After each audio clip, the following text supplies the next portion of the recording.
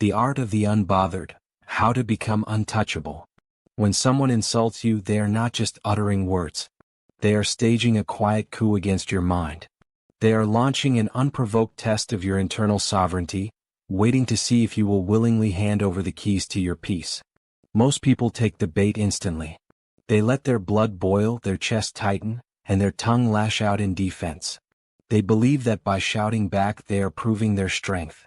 But the ancient masters discovered a brutal psychological truth.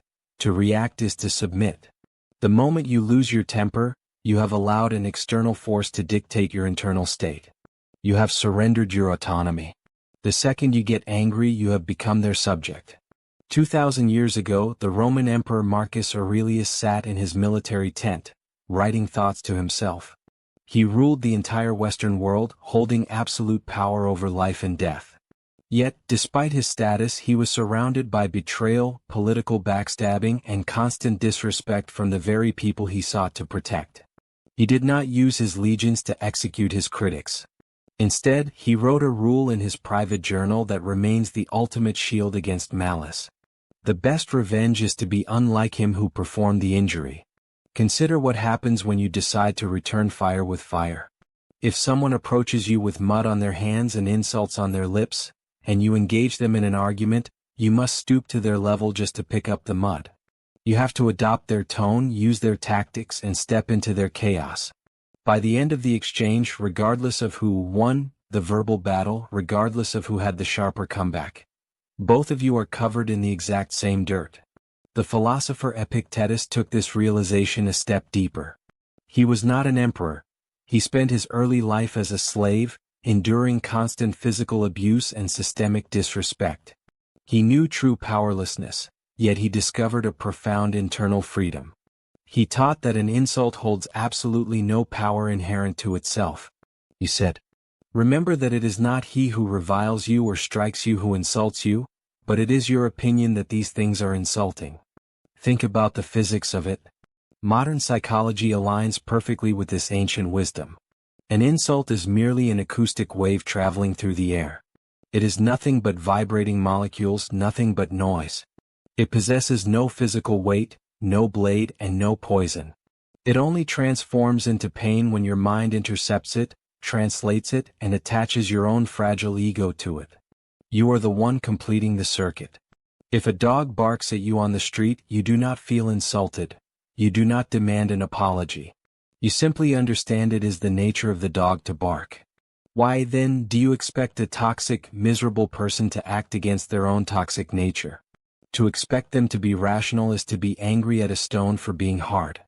Modern neuroscience shows that when you are insulted, your brain triggers an amygdala hijack, a primal fight or flight response. Your body treats a verbal attack exactly like a physical predator.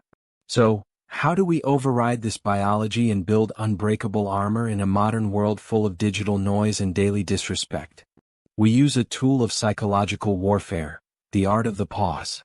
The neuroscientist and Holocaust survivor Viktor Frankl beautifully captured this mechanism, writing that between stimulus and response, there is a space. In that space is our power to choose our response. In our response lies our growth and our freedom. The next time someone attempts to provoke you, whether it is a degrading comment left on your social media, a sharp, passive-aggressive remark from a coworker in a meeting, or disrespect from someone close to you, deploy the 3-second rule to claim that space. When the insult lands, freeze. Do not speak. Do not change your facial expression. Do not cross your arms, scoff, or defend your honor. Simply look the person dead in the eyes and count to 3 silently in your mind. 1, 2, 3.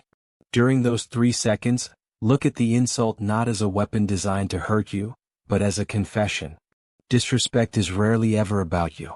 It is a loud, tragic projection of the speaker's internal chaos, deep-seated insecurity, and unhealed pain. Healthy, fulfilled, and truly strong minds do not spend their days trying to diminish others. Only the wounded try to wound. By waiting those 3 seconds, you completely disconnect your ego from your immediate survival instinct. You refuse to let your primitive brain take over.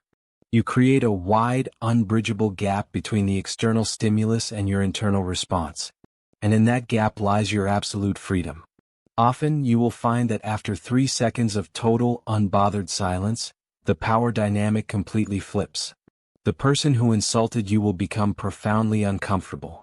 Their words will hang miserably in the air, unreturned, leaving them entirely alone to choke on their own toxicity.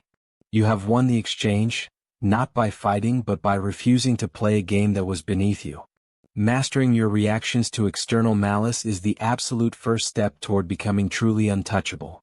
It secures your borders from the outside world. But defending your perimeter from other people is only half the battle. True, unbreakable peace requires you to take this same discipline inward. It requires you to master the chaotic, endless spirals, the self-doubt, and the anxiety happening inside your own mind. Because the ultimate fortress isn't just silent on the outside, it is entirely still on the inside. Master your mind. Master your life. Comment stillness below and subscribe for more wisdom.